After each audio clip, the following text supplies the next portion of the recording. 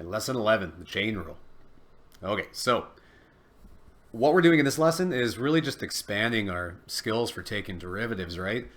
For example, if you take the derivative of this function, y is equal to 2x minus 3 to the power of 6, we haven't figured out a good way to do that yet, right? Because that would be terrible to expand all of that out, right? If I had to write 2x minus 3 6 times and expand everything and then take the derivative, I don't want to do that. So we have the chain rule, actually, to handle these situations. So to do that, I'm gonna go through a bit of notation here to begin with, and it seems a little bit confusing, but I promise once you get to doing questions, it won't be that bad. It's pretty intuitive, I think, once you get doing it. But for now, if we define the functions as f of u is equal to u to the 6 and g of x is equal to 2x minus 3, then notice that y can be written as y is equal to f of g of x. Okay, let's explain that a little bit more. So what they're really just saying here is this u to the 6, right? Just imagine that all of this inside here was u. Okay, it's a composite function, right? Because g of x is 2x minus 3, right? We can put whatever we want in for u, but they're saying that we're putting in g of x. Standard composite function, we just haven't really talked about it in terms of like its own variable u, like having it be u and then throw g in for u. Okay, so that might just be a little bit new, but it's the same concept as 30-1 composite function stuff, right? So anyway, so if we know that part, then here's what the chain rule is formally. It says if y is equal to f of u and u is equal to g of x, so that y is equal to f of g of x, well, that makes sense, right? Like f of u, and instead of a u, I'm throwing a g of x into it, right? That's all they're saying there. That is the same thing. Then, okay, now this part will seem pretty new, and we need to kind of talk a bit more about these d's, okay? Because this is Leibniz notation. We haven't really been dealing much with these, but we're going to start to a lot more now. So the way this is worded, right? This is the derivative of y with respect to x, right? That's what dy dx means, okay? Now, with respect to x, I know that can be a little bit confusing, and you don't need to think about it this way, but this is what really kind of what it means. If you graph this guy, right, and you had a y and you had an x, when I say the derivative with respect to x, like let's say I had a graph like this, it means what's the slope, what's the value of the slope when x is like our bottom, right? When this is our x, right? So that's like with respect to x, right? Now, this next one, derivative of y with respect to u, what that kind of means is that our bottom would be u, right? As u is changing, what's the slope, okay? And then derivative of u with respect to x, that would be like this. It's like u would be like our graph up and down with respect to x. And I know all that's a little bit confusing. We don't even have to think about that really, but that's kind of what we're talking about here, right? So as x is changing, or as u is changing, or as x is changing, okay? Anyway, for now, we don't need to get into the weeds there, but yeah, so derivative of y with respect to x is what that's saying, is equal to the derivative of y with respect to u times the derivative of u with respect to x. All right, let's make sense of this. So let's actually do example 1. I think will kind of make a bit more sense of what we got going on here. Okay, so I'm just going to write that out again just down below here. So we'll say the derivative of y, so dy with respect to x, is equal to the derivative of y with respect to u times the derivative of u with respect to x. Okay, so we're saying we're going to find the derivative of y with respect to x of, so now they're saying y is equal to 3u to the 4, okay? And u is equal to this, right? So then, yeah, we'll just do each part now. So dy dx is equal to, and then derivative of y with respect to u, that's really just taking the derivative of this, right? So that's going to be, bring the 4 down, so that'd be 3 times 4, so 12, u to the 3, okay, times, and then 2x plus 7. Okay, so for the derivative of this. Now, I don't really want it. Well, I don't want it in terms of u, right? Because, well, for one thing, it was with respect to x is what we wanted here, right? But that's okay. I know what this is, right? This u was equal to this, right? So I'm just going to throw it back in. So this would be equal to 12 times the derivative. So x squared plus 7x plus 2. And then it was to the power of 3. And then times 2x plus 7. Okay, and that is it. That is, and we would even want to leave it in factored form, right? Like that's actually probably a good way to leave it here. Okay, well, I should have it like this, times, like that. Okay, so now why is that useful? Like, are we ever going to be given like 3u to the 4 in this one, right? Like, what are we even doing here? Some of you might be asking.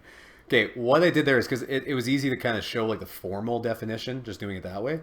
But what this was for, right? If this was our case, 3u to the 4, right, where u is equal to this, why we were doing that is because we would really be trying to take the derivative of this. It would be 3, and then x squared plus 7x plus 2 to the power of 4, right? This is how we would take the derivative of this, okay, where this was u, okay? So you wouldn't probably rewrite it as y is equal to 3u to the 4 again and go to all that, because it's actually, you can kind of do this in your head now. Like, watch this. So if we go, okay, this is dy dx, right? We should end up with the one below. Just ignore the middle for a second, right? Just don't even worry about it. I'm just going to take the derivative like normal of like the 3 and the 4. Okay, so I'm going to bring the 4 down. So that would be 3 times 4 is 12. And then just write out whatever is inside those brackets, right? X squared plus 7x plus 2 to the power of 3. Okay?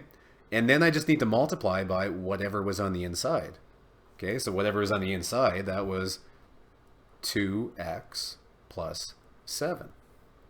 Do you kind of see how that works? And do you also kind of see why it's called the chain rule? Because we're just tagging on different things. It's like, I think of those like Russian dolls, right? So those Russian dolls, they keep on like expanding out and out and out. It's like things inside of things. That's kind of like this too. You just take the derivative on like the outside part of it and then work your way in. Okay, so let's say, maybe I'm getting ahead of myself here, but let's say that this was all to the power of 2. Okay, well that actually wouldn't be that bad, right? Because then you just carry on with the chain.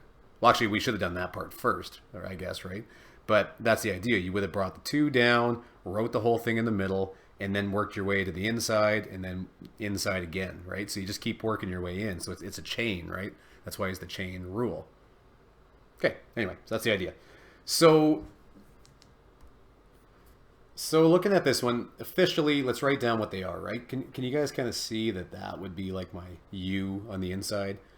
Yeah, and then, yeah, so as long as you know that, then we can say, okay, well, u would be x squared plus 3x. Okay, and that'd be like my inside.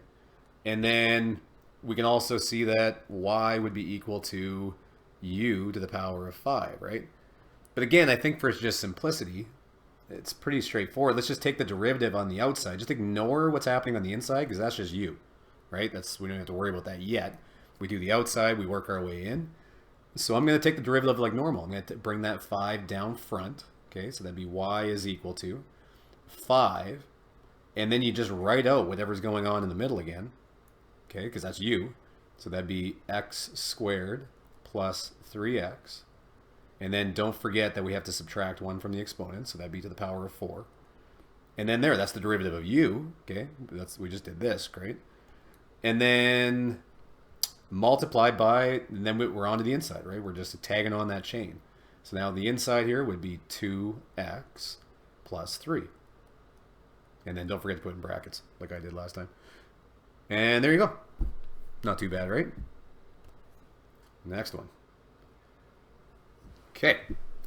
So, like always, not a big fan of leaving it as a radical. So let's, very first thing, rewrite this as x squared plus 6x plus 5 to the power of a half.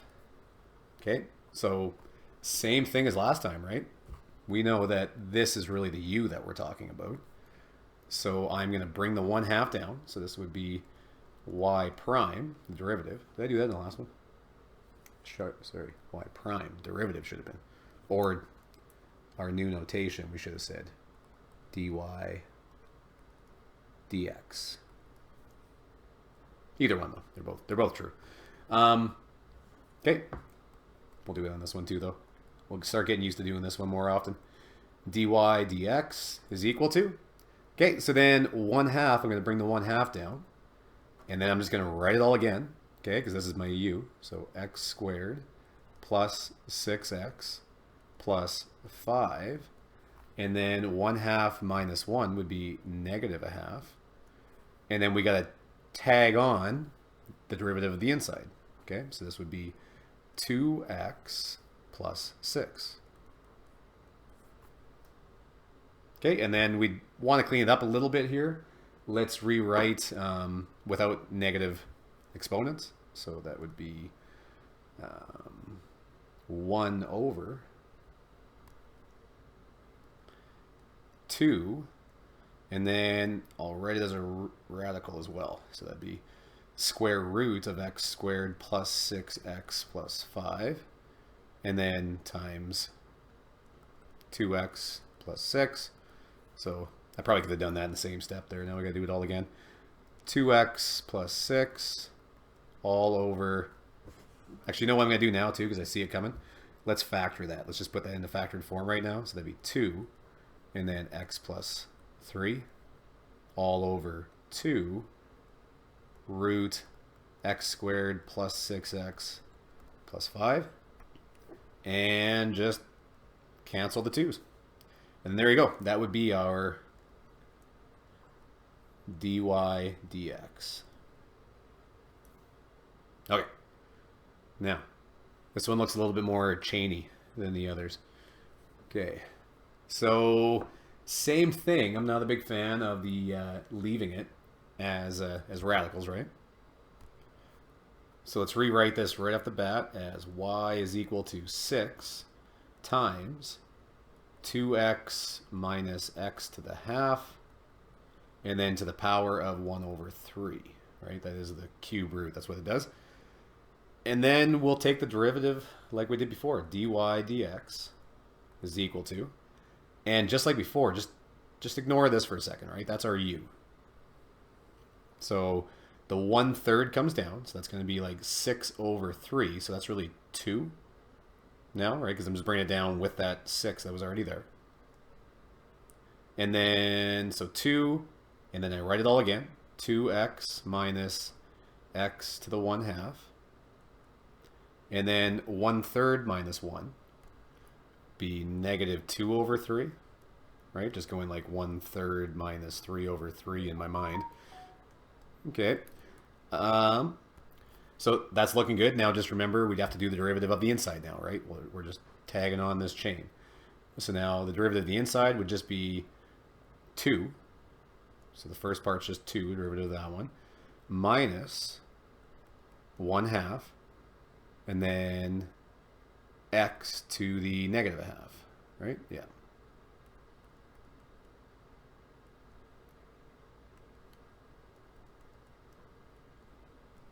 All right, now cleaning it up. So when we clean this guy up here, just be careful with like the negative exponents and where they are, right? So this one, it's this whole chunk with the negative exponent. So that means that whole chunk should be in the denominator. Okay, so I could do that.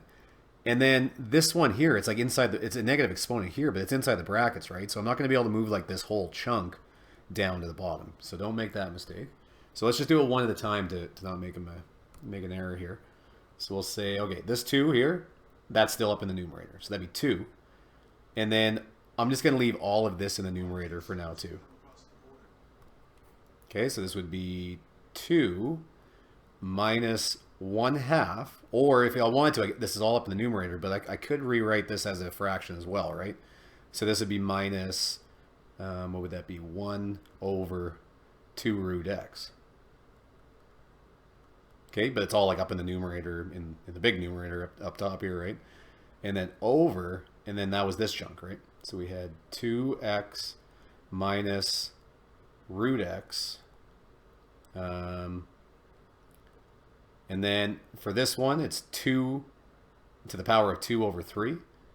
So that would be the same thing as root 3 and then squared. Okay, so same thing. I don't really like having this going on with that fraction in the numerator. So we will expand, okay? And see what we got going on. So 2 times 2, so that's 4. And then this would become minus. So the 2 would be on the top. It cancel with the one on the bottom. So that'd be 1 over root x. All over all of that stuff on the bottom.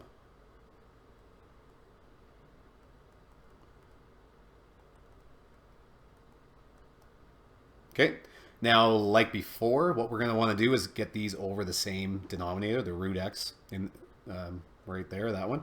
So I'm going to multiply this by root x, top and bottom.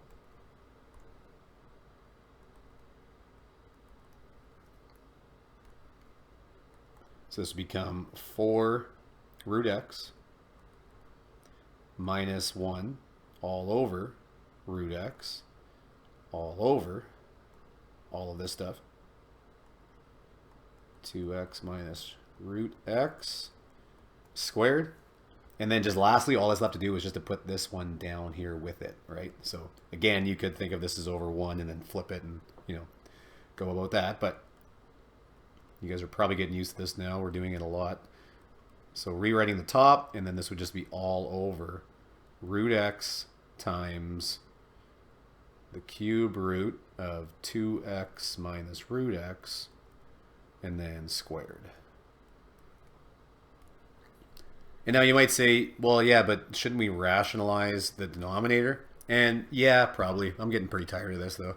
But no, this is always like an unsettling thing for especially kids, you know, taking Math 31 because they're pretty academic. They want to like what's the right answer? Like what's the right way to leave this thing? And there really is no like right way. There's just kind of like there's a few rules of thumb to kind of follow. So you could, right? We could multiply the top and bottom here by root x, right? Just to rationalize that guy. That would also be true. But yeah, there is no right way. So you guys will see when you're doing your homework too in my open math, and probably you've been seeing before too, that it'll mark, like even though it'll say a certain answer is the right answer, it'll still mark yours right if it's equivalent. Okay, so I still would though, just make sure that you guys for like your tests and everything else, I want you practicing this simplifying thing, because I do want to simplify it on the quizzes and on the exams, right? So you won't get full marks unless it's completely simplified, like to within reason, right? Like I'm not gonna, like if you left it like this with the root x, I'm not taking a mark off for that because it wasn't rationalized, right? You've done a lot of work to get to that point, but I don't want this, right? That's not nice. I don't like having like this complex fraction going on there, right? I'd like to see that a little bit farther.